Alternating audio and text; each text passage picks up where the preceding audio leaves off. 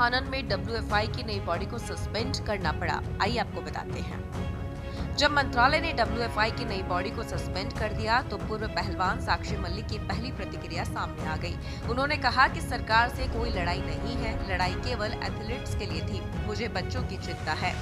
मगर अब यहाँ समझना होगा कि आखिर ऐसा क्या हुआ कि आनन फानन में डब्ल्यूएफआई की नई बॉडी को सस्पेंड करना पड़ गया। क्या सरकार को नुकसान का डर सताने लगा?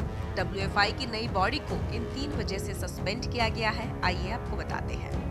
दरअसल बीजेपी आलाकमान और सरकार के रणनीतिकारों को लगता है कि डब्ल्यूएफआई के कारण विपक्ष इस पूरे मामले को 2024 के लोकसभा चुनाव में मुद्दा बनाकर फायदा ले सकती है।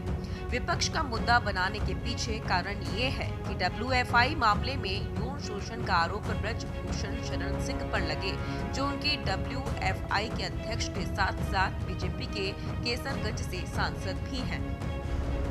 डब्ल्यूएफआई के चुनाव नतीजों के बाद बीजेपी और सरकार को लगता है कि डब्ल्यूएफआई के चुनाव में ब्रजभूषण शरण सिंह, जो पूर्व डब्ल्यूएफआई के अध्यक्ष और बीजेपी सांसद हैं, उन पर महिला पहलवानों ने यौन शोषण के आरोप लगाए थे। डब्ल्यूएफआई चुनाव में ब्रजभूषण शरण सिंह के समर्थन वाले ग्रुप संजय सिंह और उनके ग्रुप के जीतने के बाद बजरंग पूनिया के द्वारा पद्मश्री लौटाना, साक्षी मलिक और विनेश फोगाट का कुश्ती संघ से संन्यास लेने की घोषणा की थी। इसके बाद प्रियंका गांधी साक्षी मलिक से मिलने उनके घर भी पहुंच गई।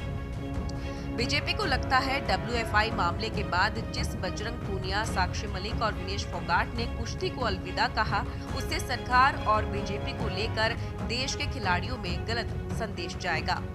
बीजेपी और सरकार के रणनीतिकारों का ये भी मानना है कि यदि कांग्रेस और इंडिया गठबंधन ने डब्ल्यूएफआई के मामले को 2024 के लोकसभा चुनाव में मुद्दा बनाया तो महिला और जाट मतदाताओं का नुकसान हो सकता है।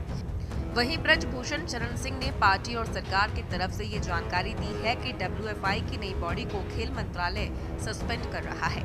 बीजेपी रणनीतिकारों का मानना है कि इस मामले से इंटरनेशनल ओलंपिक संघ में भी भारत की साख खराब होगी। ऐसे में ये बड़ा कदम उठाया गया है। इन्हीं सब कारणों से ब्रजभूषण शरण सिंह को दिल्ली बुलाया, जहां पहुंचते ही जेपी नड्डा से मुलाकात हुई।